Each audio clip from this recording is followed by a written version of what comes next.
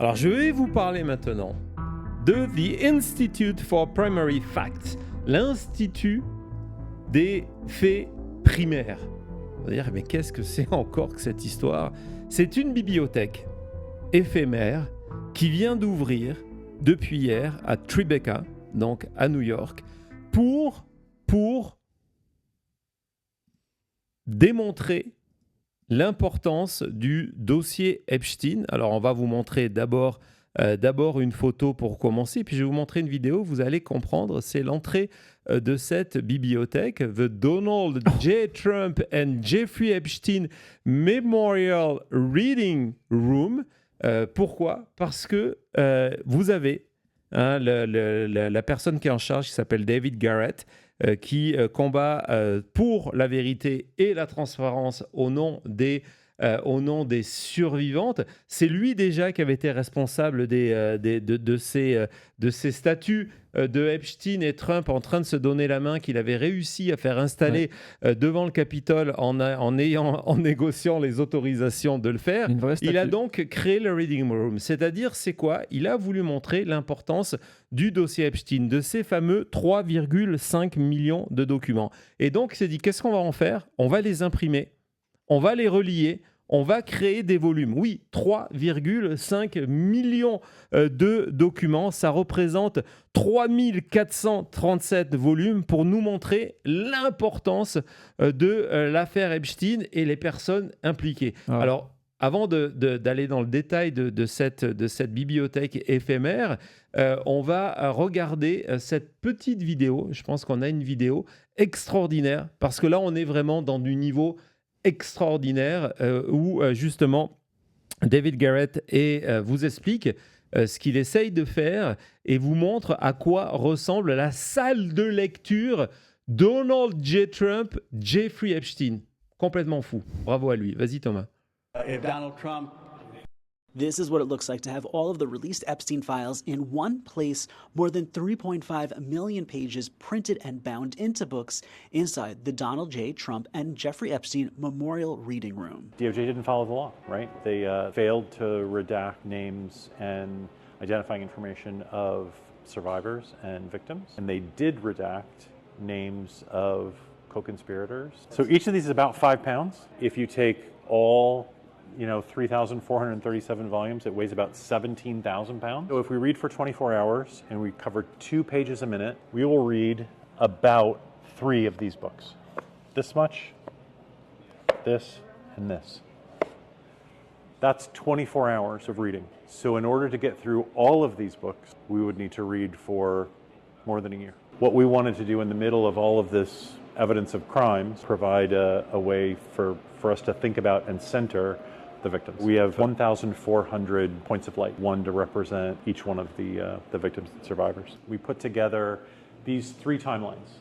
The Jeffrey Epstein timeline across the top, which are all of his allegations. The Donald Trump timeline along the bottom, which are all of his allegations and crimes. In the middle, all of the times that they were together. I think what you see here is that these 2 men lived remarkably similar lives, which makes sense because they were friends for decades. The difference is one of them died in prison and the other one is the President of the United States. What we hope for and what we hope to advocate for is to have not only all of the files released, but also to have them properly redacted so that it doesn't expose the names of victims or survivors, and also unredact the names of witnesses and perpetrators and co-conspirators so that there is true transparency and that can promote real accountability. Alors sincèrement, ça m'a bluffé. Je sais pas vous dans le chat, je sais pas toi Cody, je sais pas toi Thomas, mais sincèrement, avant de vous rentrer je veux vraiment vous dire ça avant de rentrer dans les détails parce que vous avez compris, il y a énormément de documents, mais pas que. Moi, ça m'a complètement bluffé. Bah oui. Oui. Oui, c'est de les voir comme ça, et à un moment on disait ok, c'est tous les documents, mais ce n'est même pas tous les documents, c'est juste une toute petite partie des documents qui est sortie, et donc de voir ce qui disait que chaque livre pèse à peu près 2 kilos, quelque chose comme ça, et de voir, quand vous voyez cette image-là, tous les livres, toutes les pages et qu'on n'a aucune vraie réponse, aucune vraie conséquence pour toutes ces personnes qui sont Et que deux protégées coupables, dans ça. que deux coupables, Ouais. dont une que l'on essaie de faire sortir. Oui. Hein, c'est là qu'on voit l'étendue du dossier. À un moment, là, quand il sort les classeurs, il dit, voilà, si on prend 2 minutes par page, une journée, c'est 3 ou 4 dossiers. 3 livres, C'est ouais. 3 dossiers qu'il met en avant, et en expliquant que 2 pour pages par minute, c'est encore plus vite. Ouais, 2 pages par minute. Ouais, 2 pages par Même minute. ça, c'est rapide, quoi. Et en disant, voilà, si vous tenez ce rythme sans vous arrêter, c'est plus d'1 an de lecture pour lire tous ces documents-là. Et en plus, il précise, le problème, c'est qu'ils ont rendu public des noms de survivantes, mais ils ont caché des noms de complices, de témoins, etc., etc. Donc, il dit, voilà, que lui, il aimerait, dans un deuxième temps, sortir, donc effacer les censures sur les noms, les co-conspirateurs, etc., dissimuler les informations sur les victimes. Et puis, c'est pas que ça. Vous avez vu, quand je vous ai dit que les survivantes étaient au cœur de leur démarche, il y a cette pièce avec ces 1400 bougies qui représentent les survivantes. Rien que ça donne des frissons, parce que d'un coup, en sortant l'affaire Epstein du virtuel, parce que malheureusement, l'affaire Epstein, ce sont des documents qui sont même pas classés sur le site du ministère de la Justice. Vous savez pourquoi c'est sous cette forme-là.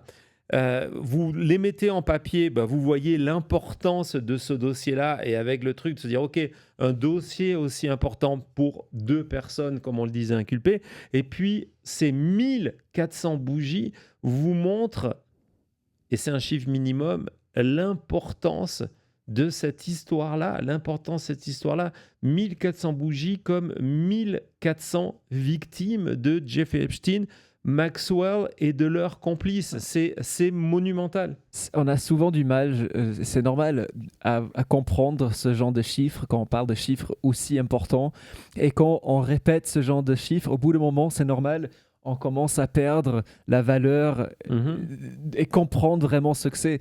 Et donc, d'avoir ça d'une manière visuelle qui, en plus, est un endroit où on peut s'éduquer sur les faits, comme au musée, et en plus, voir le côté humain avec ces 1400 bougies, avec ces histoires au mur, tout ça, c'est ça qui est important, c'est de rendre la chose compréhensible, humain au même temps. Je crois que c'est très difficile de faire les deux, et bravo à lui d'avoir réussi donc à avoir quelque chose qui fait ça d'une juste valeur. Vraiment, vraiment, c'est impressionnant. Ouais, et puis souvent je vous en parle quand je vous parle de ma méthodologie d'ancien journaliste d'investigation, d'ancien journaliste d'enquête. On a fait plusieurs émissions où justement je vous expliquais l'importance des chronologies, et quand j'ai vu qu'il y a un mur complet je me suis dit, il faut presque y aller, quoi. Vous allez voir, malheureusement, c'est vraiment éphémère. On va en parler dans quelques secondes. Et cela ne durera pas assez longtemps pour m'organiser pour le faire, parce que cette histoire de triple chronologie, vous avez la chronologie en haut de Jeffrey Epstein, en bas la chronologie de Donald Trump au même moment, et au milieu leur chronologie commune. Je trouve que ça, c'est super brillant, et encore une fois, c'est tout du visuel. Donc on va voir quelques détails sur cette bibliothèque. On va parler de date, on va parler aussi du positionnement de Maintenant Média par rapport à ça. Je voulais partager avec ça. Donc 3,5 millions de pages, dont le Reading Room, Memorial Reading Room. On avance dans le texte, Thomas. Donc ça, c'est un texte qui a été publié par Wired. Donc nous avons, voilà, vous voyez, c'est du 8 mai au 21. C'est ouvert au public uniquement sur rendez-vous, parce que David Garrett veut être là, parce qu'il ne veut pas non seulement que le lieu devienne un lieu de tout et n'importe quoi, c'est un lieu de recueillement aussi, d'autant plus qu'il sait que certaines informations qui ne doivent pas circuler font partie de ces documents-là, hein, qui ont été rendus publics, mais bon, pas forcément accessibles.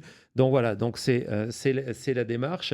C'est donc entre le 8 et le 21 mai du côté de New York.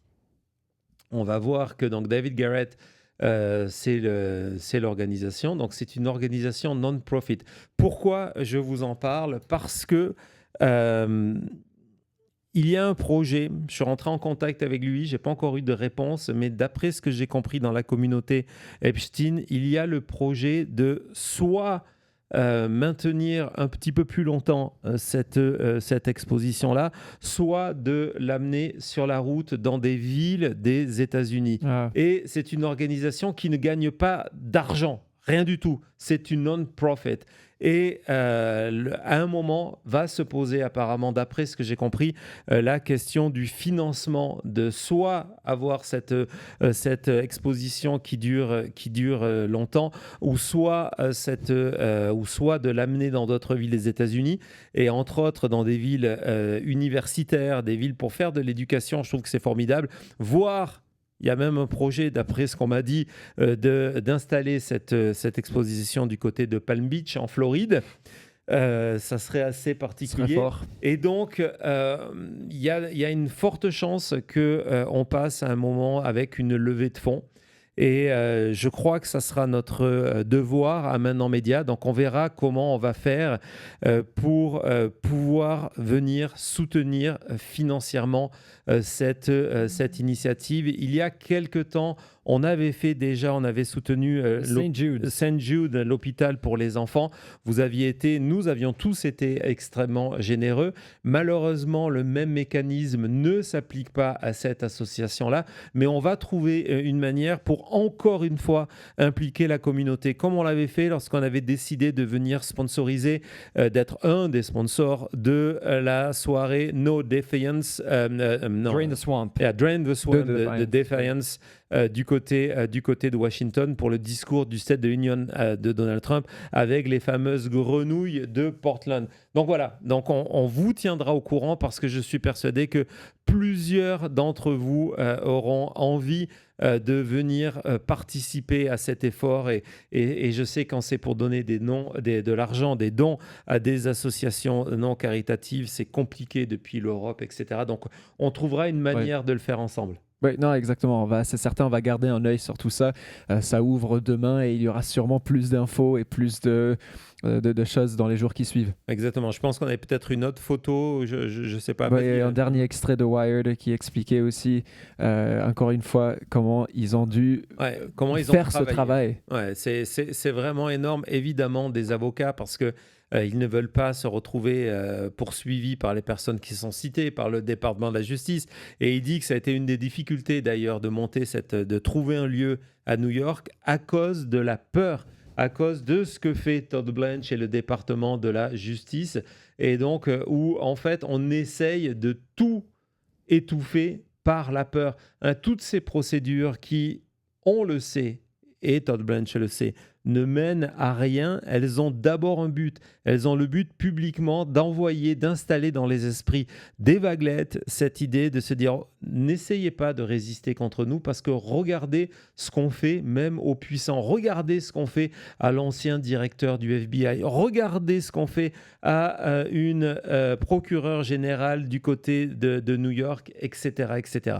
Et c'est pour ça que c'est important de ne pas céder à cette peur et que nous, à notre niveau ici, avec vous, on fera ce qui est possible dans la limite de nos moyens pour aider cette opération. Voilà, je vous avais dit que j'avais quelque chose vraiment d'important sur l'affaire Epstein.